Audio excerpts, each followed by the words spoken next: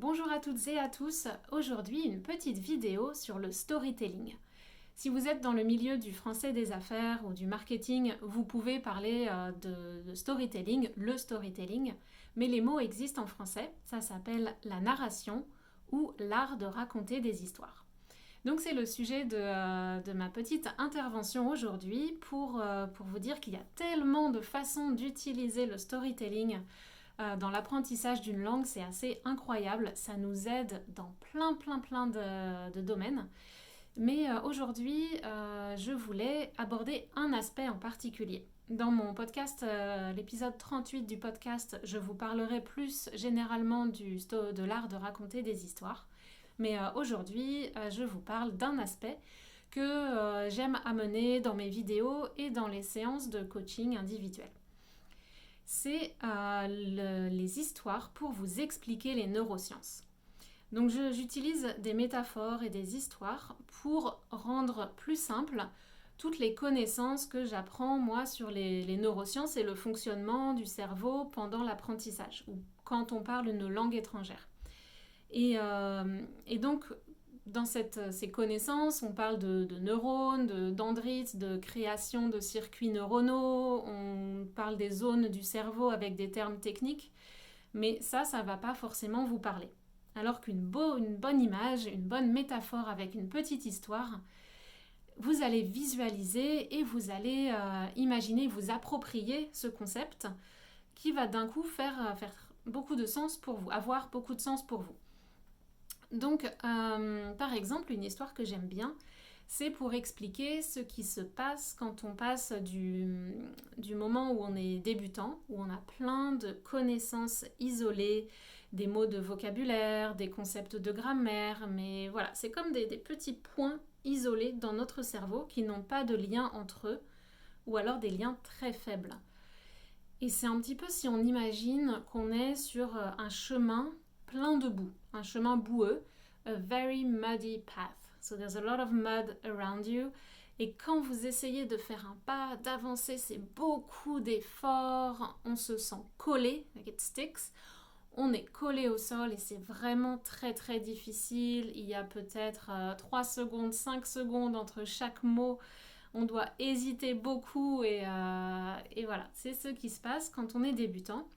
Parce que effectivement, c'est la sensation qu'on a et c'est la vérité qui se passe dans le cerveau. C'est plein de petits neurones ou de petites zones qui sont activées, mais elles sont indépendantes les unes des autres. Il va falloir créer un vrai chemin et pas seulement ce chemin plein de boue. On va devoir créer une route ou même une autoroute. Et donc ensuite, à cette étape-là, quand on est débutant, on utilise beaucoup la traduction.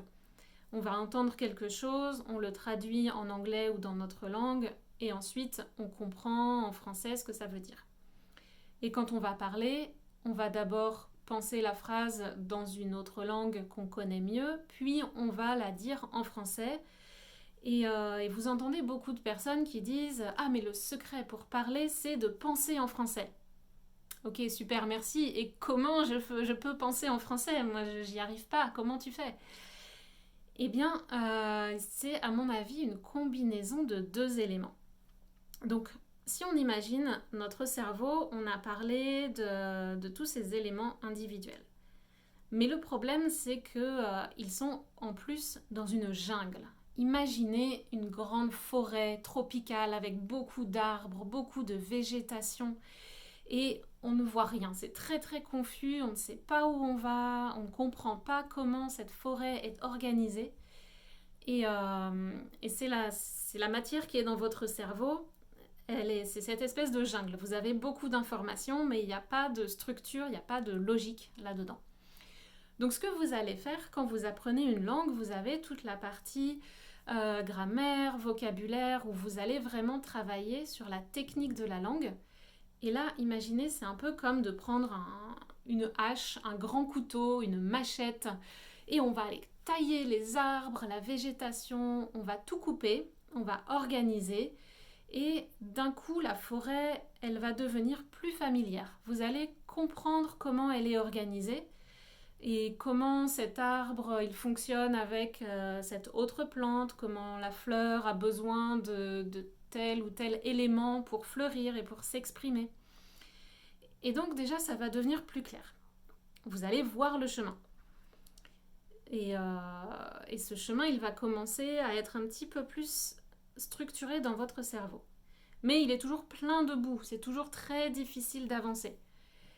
Et cette partie-là, c'est la partie pratique. C'est pour ça qu'on a besoin de beaucoup pratiquer. L'élément fondamental qui va transformer ce chemin de boue en une route carrossable, on dit, une route carrossable, c'est une route sur laquelle on peut rouler. À mon avis, c'est le soleil. Le soleil, c'est le plaisir qu'on va prendre à apprendre une langue.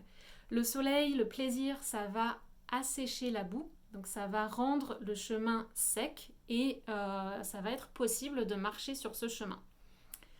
Donc maintenant, on a un chemin qui est plus clair et où on peut marcher. Et plus on va marcher sur ce chemin, plus il va devenir large et plus ça va être facile de marcher. Et ça, en fait, c'est exactement ce qui se passe dans votre cerveau.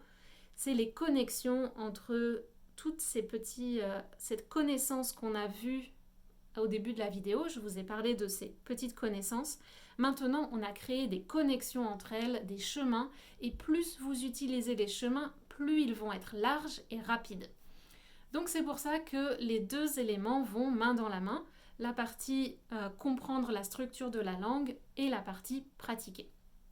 Si vous combinez les deux, eh bien, au bout d'un certain temps, vous allez finir avec une autoroute du français et vous allez parler de façon beaucoup plus fluide. Vous n'aurez plus besoin de la traduction parce que ces chemins vont devenir automatiques. À ce niveau-là, c'est même plus une autoroute en fait. Quand vous êtes bilingue, c'est comme une voiture automatisée, donc sans pilote, les self-driving cars on a highway, et pouf, ça part tout seul. Bon, c'est pour ça qu'on a toujours un pilote dans la voiture automatique, c'est quand même parfois il y a besoin d'un petit contrôle. Donc voilà, c'est ce qui se passe dans le cerveau. On imagine cette forêt qui passe de la jungle tropicale à l'autoroute.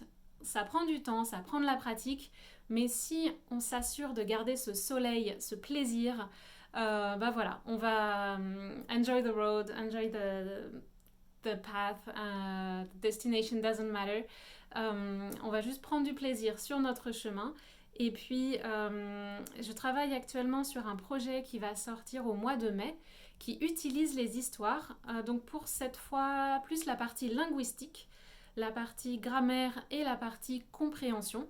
Je vous en dirai un petit peu plus dans les jours qui vont venir, donc abonnez-vous pour ne rien rater sur cette information.